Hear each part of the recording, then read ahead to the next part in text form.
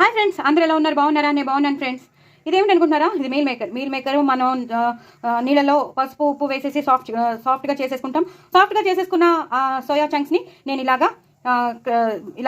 కచ్చా బిచ్చాగా చేసేసుకున్నాను అనమాట. సో ఇలా చేసేసుకుంటే మనకి ఫ్రైడ్ రైస్కి బాగుంటుంది.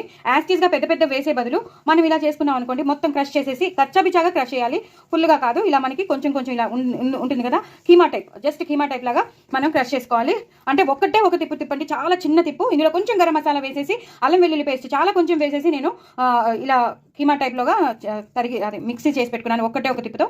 అలాగే ఉల్లిపాయలు తరిగి పెట్టుకున్నాను, పచ్చిమిరకాయలు తరిగి పెట్టినాను, కొత్తిమీర. మీరు కావాలంటే పుదీనా వేసుకునే వాళ్ళు వేసుకోండి, నేనైతే వేయట్లేదు, ఎక్కువ కొత్తిమీర వేస్తున్నాను. ఫస్ట్ అయితే బాండి పెట్టేసుకున్నాను. అందులో లవంగం, దాల్చిన చెక్క ఒక హాఫ్ ఇంచే వేసాను, లవంగాలు ఒక 5-6 వేసాను, వెల్లుల్లిపాయలు వేసాను, జీలకర్ర వేసాను. ఇప్పుడు మెల్లిగా నేను ఉల్లిపాయలు పచ్చిమిరకాయలు వేసేస్తాను. సన్నగా తరిగి పెట్టుకున్న పచ్చిమిరకాయలు అలాగే ఉల్లిపాయలు ఒకటేసారి వేసేస్తాను. ఇది ఇలాగా వేయించుకోవాలి. ఇంకా ఇలా పసుపులు అలాంటివి ఏం వేయకూడదు. ఇది మాత్రం ఒక్కసారి ట్రాన్స్పరెంట్ అయ్యే వరకు మాత్రం ఉంచాలి. నా దగ్గర ఉన్న బఠానీలు వేసేస్తున్నాను, ఇంకా ఉన్నాయి కదా అని ఒక్కటే వేసినాను. అవి కూడా ఇలాగ వేయించేసుకోవాలి. అలాగే నేను చెప్పాను కదండి, కీమాని మీల్ మేకర్ దాన్ని ఇలా చేసి పెట్టుకున్నానని, క్రష్ చేసినానని, ఆ మీల్ మేకర్ది ఇలా వేసేసుకోవాలి. ఇలాగే చేసుకోండి, కానీ సోయా చంక్స్ కింద వేయకండి. సోయా చంక్స్ కింద వేస్తే బాగోదు. ఇలా వేస్తేనే మొత్తం అన్నానికి పట్టేస్తుంది. ఇది కూడా ఒకసారి వేయించుకోవాలి. సో మీల్ మేకర్ కూడా బాగా వేగిపోయాయి, బఠానీ కూడా బాగా వేగిపోయండి. ఇప్పుడు మనం మిరియాల పొడి వేసేసుకుందాం. అలాగే గరం మసాలా, అలాగే చోలి మసాలా రెండు కలిపి వేసేసుకుంటున్నాం. అలాగే సోయా సాస్ అనేది కూడా వేసేసుకుంటాను. అన్నీ బాగా వేగిపోయాయి కాబట్టి సోయా సాస్ ఒక 2 స్పూన్స్ ఉంటుందండి, అది కూడా వేసేసుకుని ఇలా పూర్తిగా కలిపేసుకోవాలి.